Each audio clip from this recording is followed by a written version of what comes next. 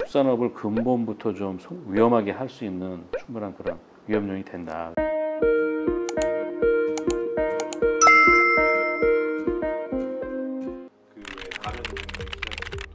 우리 농업계에서 벌어지는 문제에 대한 걸 다룬 것도 좀 있었던 것 같고요. 제가 썼던 기사 중에 유기농 농장이 한 2, 3년 전에 이제 파산을 했어요. 되게 잘 나가던 매출이 막 100억대를 넘어서던 데가 파산하게 된 경위를 알아봤더니 우리나라가 유기농을 하기가 굉장히 어렵게 제도가 짜여 있는 그런 문제가 좀 있었더라고요. 미국이나 이런 선진국은 농약 성분이 아주 미량, 그보다 밑으로 나오면 유기농을 인정을 해주는 반면 우리는 0.00001%만 뭐가 나와도 유기농 인증이 박탈되는. 근데 현실적으로 보면 전혀 농약을 쓰지 않은 농부를 하더라도 다른 밭이나 논에서 날라온 농약 때문에 검출될 수도 있고 뭐 이런 것들은 전혀 감안하지 않는 약간 현실과 이런 제도가 따로 노는 것 때문에 유기농을 열심히 하고 싶은 사람을 오히려 더 힘들게 만드는 제도적 문제, 이런 것들을 지적했던 것도 나름 저는 의미가 좀 있었다고 생각을 하고요. 또 한 가지는 우리가 이제 GMO에 대한 그 나쁜 인식 때문에 우리가 이제 GMO 식품을 되게 멀리하고 위험하다 생각 많이 하죠. 이제 그러다 보니까 어떤 부작용이 나타났냐 하면 유전자 변형 생물체가 아닌 유전자 가위로 만든 생물체도 있거든요. 근데 유전자 가위는 유전자 변형 GMO와는 분명히 다른 그런 기술임에도 불구하고 그런 어떤 막연한 인식 때문에 유전자 가위 기술을 GMO와 같은 동급으로 놓고 규제를 해야 된다라는 그런 목소리를 내는 세력 내지는 그런 쪽들이 있거든요. 그래서 그런 것들은 제가 볼 때 우리 농업 발전에 결코 도움이 되지 않는 거여서 좀 다르게 봐야 되는 거 아니냐라는 어떤 문제의식을 가지고 지적한 기사들, 이런 것들도 좀 얼마 전에 썼었는데요. 그런 거 기억이 좀 많이 남습니다. 기자 생활을 되게 오래 하셨으니까 힘든 게 오래 기억되진 않는 것 같아요. 그게 이유가 뭐냐면 일간신문 기자들은 힘든 스트레스는 기사 마감 때문에 오거든요. 근데 어찌됐건 마감할 때는 힘든데 마감을 하고 나면 그게 홀가분하잖아요. 그때 모든 그 마감 전까지 있었던 모든 고통들이 이제 사라지는 경험을 하니까 자꾸 잊어먹게 되는 것 같아요. 근데 곰곰이 따져보면 되게 많은 것 같아요. 왜냐하면 기본적으로 기자들의 일은 내일이 어떤 일이 벌어질지도 모르는 경우도 많고 늘상 좀 이렇게 좀 깨어 있어야 되는 부분, 그리고 늘상 어떤 기사를 써야 될지에 대한 아이디어를 좀 발굴해야 되는 부분, 다른 언론사보다도 더 좋은 걸 취재해야 되는 어떤 경쟁에 따른 그런 부담들, 그런 것들이 늘 이제 힘들죠. 가족들에 대한 좀 미안함이 항상 있는 거는 저희가 이제 시간적으로 그렇게 여유 있는 직업은 아니다 보니까 아무래도 일에 열중하다 보면 가정에는 소홀하게 되고 그게 결국은 뭐 가족들한테 좀 미안하게 돌아오고 그런 것들이 조금 힘든 거 정도 있는 것 같고요. 그거보다는 힘든 거보다 훨씬 더 재밌고 보람 있고 즐겁고 한 것들이 더 많은 것 같아요. 기자 생활하시면 보람이 있었던 순간 보람이 있었던 순간 되게 많은데요. 가장 기억나는 것 중에 하나는 제가 2006년부터 2007년까지 우리나라를 아주 휩쓸었던 그 한미 FTA 협상, 그 취재를 담당을 했었어요. 매월 협상이 있었거든요. 그때 워낙 한미 FTA 협상에 대한 관심들이 높았고 특히 농업계나 축산계는 반대가 많았고, 그러면서 그 한 1년 몇 개월 동안 한미 FTA 협상을 취재하면서 그 우리나라의 통상이 뭐다라는 걸 좀 알게 된 거, 이게 굉장히 좀 보람이었던 것 같아요. 지금 농업 기자를 하면서도 그때 이제 통상을 담당했던 게 굉장히 저한테는 하나의 어떤 힘이 되거든요. 예, 그런 기억이 많이 나고요. 또 재밌는 거는 제가 사실 기자 생활 처음을 어디서 했냐면 유통부에서 시작을 했는데요. 그때 저의 첫 담당 출입처는 재래시장이었습니다. 경제신문에서는 당시는 재래시장이 지금 같지 않고 굉장히 중요한 시장이었어요. 그때는 많은 소비 활동이 재래시장에서 이루어질 때였기 때문에 경제신문 기자가 첫 출발을 재래시장에서 하는 거는 굉장히 운이 좋은 케이스였는데, 그게 결국은 또 지금 이제 농업 전문 기자 하는데 제가 볼 때 약간 밑거름이 될 수도 있는 거예요. 왜냐하면 시장이라는 데가 결국은 농산물을 포함해서 이런 식품들을 하는 공간이 크기 때문에 그때 경험했던 것이 결국은 헛되지 않고 지금도 도움이 된다. 그래서 그런 면에서 또 보람도 있었던 것 같습니다. 기자님은 만약에 정보를 어디서 얻을까요? 저는 최고의 소스는 결국 사람에서 나온다고 생각을 하거든요. 결과적으로 저한테 도움을 주는 사람들은 제가 만나는 사실 모든 사람이에요. 어떤 사람이든지 그 사람은 저는 모르는 무언가를 가지고 있을 거 아닙니까, 그죠? 근데 내가 모르는 그 무언가는 저한테는 다 좋은 정보잖아요.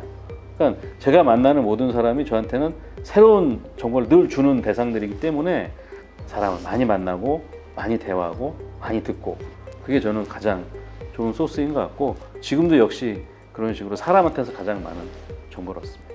기자님이 보시는 현재 양분업계와 축산업계 트렌드를 한번 듣고 싶다고 제가 사실 뭐 제가 축산 쪽 전문가는 아니어서 깊은 말씀을 드리기는 어려울 것 같긴 한데 이런 특성이 있는 것 같아요. 기회 요인과 위험 요인이 공존하고 있다.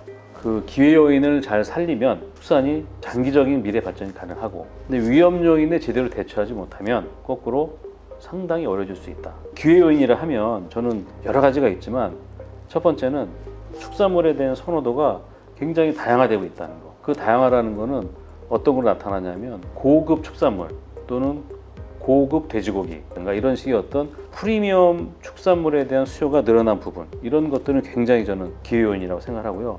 덕분에 한우라든가 한돈이라든가 축산물 가격이 사실 최근 몇 년간 괜찮았습니다. 더군다나 이제 코로나19 때문에 벌써 3년째 많은 부분이 어려움을 겪고 있지 않습니까? 그런데 축산물에 대해서는 그렇게 수요가 줄지 않았어요. 오히려 보복섭이 그래서 고급 육, 고급 한우, 고급 한돈 이런 거에 대한 수요가 늘어난다는 거는 굉장히 역설적인 또 기회가 되고 있고, 뭐 최근 들어서 사실은 돼지고기 값이 약간 좀 떨어지긴 했지만 한우나 한돈 모두 굉장히 가격이 최근 몇 년 새 좋았고, 그 좋다 보니까 어떤 사육 도수 같은 것도 안정적으로 늘어나고 있고, 가격이 좋고 사육 도수가 안정적으로 늘어난다는 거는 결국 농장주들의 소득이 증가한다는 거고, 소득이 또 증가하면 재투자가 이루어지기 때문에 규모화가 더 진전이 되는 거고, 이런 식으로 사실은 우리나라의 축산업은 그중 좋은 어떤 시기가 아니었나. 그런데 위험 요인도 굉장히 이제 막 생겨나고 있거든요. 대표적인 거는 결국은 환경에 대한 문제인데요. 지금은 이제 이산화탄소 문제가 발목을 잡을 가능성이 커지고 있잖아요. 우리나라는 글로벌 평균보다도 더 높은 수준의 목표를 지금 제시해놓고 있기 때문에 그걸 맞추려면 우리 축산업에서 감당해야 될 몫이 너무 커지는 이런 부분들은 저는 굉장히 큰 위험 요인이라 생각을 하고요. 근본적인 거는 이제 축산물을 대체하겠다는 대체육이 막 생겨나고 있는데, 식물성 대체육 또는 배양육 이런 것들을 보면 품질이 올라오고 가격이 떨어지면 수요는 늘어날 수밖에 없거든요. 거기에 환경 문제까지 결합이 되면 축산업을 근본부터 좀 위험하게 할 수 있는 충분한 그런 위험 요인이 된다. 그런 게 주의를 해야 된다 생각을 하고요. 제가 볼 때 이제 앞으로 축산업이 신경 써야 될 부분은 이 ESG에 신경을 많이 써야 될 것 같아요. 대기업, 첨단 기업 못지않게 축산업에서도 이 ESG 경영을 실천하지 않으면 생존에 위협을 받을 수 있다라는 뼈저린 자각을 하고, 거기에 어떻게 하면 더 투자할 수 있을지에 대한 좀 연구를 해야 될 때가 아닌가라는 그런 좀 생각을 합니다. 근데 이제 양돈에 대해서는 너무 부정적인 이미지가 많다고. 어떻게 보면 농업 중에서 가장 규모화되고 기업화된 영농이 양돈이라 하면 양돈을 바라보는 사람들의 시각이 좀 높다고 볼 수 있겠죠. 기업형 양돈을 한다 그러면 그에 걸맞는 수준의 이제 책임을 의식을 가져야 되고, 그 책임 의식을 발현하는 수단이 환경 쪽이든 어떤 사회적 기여든 어떤 지배구조에 관련된 것, 이런 것들이라고 하면 노력을 더 하는 모습을 보여야지만 이해하지 않을까. 근데 이제 이런 면도 있는 것 같아요. 사실 노력은 또 많이 하세요. 근데 노력하는 것에 비해서 인정을 못 받으니까 거기에 대한 불만들이 많거든요. 그럼 그거는 결국은 노력하는 거에 대해서는 그걸 적극적으로 더 알릴 수 있는 방법이 뭔지에 대한 고민이 하나 있어야 되고, 또 하나는 노력하지 않는 분들을 어떻게 끌어올려서 노력하게 만드는가에 대한 고민, 이 두 가지를 다 좀 열심히 해야 되지 않을까라는 생각이 듭니다. 마지막으로 기자님이 글을 읽으시는 독자분들에게 농업 전문 기자가 되고 나서 이런저런 농업 기사들을 좀 열심히 쓰려고 그러고, 좋은 주제, 독자들이 관심 있어야 할 만한 주제를 찾으려고 노력을 하는데요. 이 기사를 쓰고 나면 많은 농업인들이 농업계에서 좋은 반응들을 보내주셔가지고 굉장히 크게 힘이 됩니다. 용기도 나고 내가 이 길을 선택하기를 잘했다 이런 생각이 나고요. 그래서 앞으로도 계속 제가 쓰는 기사에 대한 관심과 성원 좀 부탁드리고요.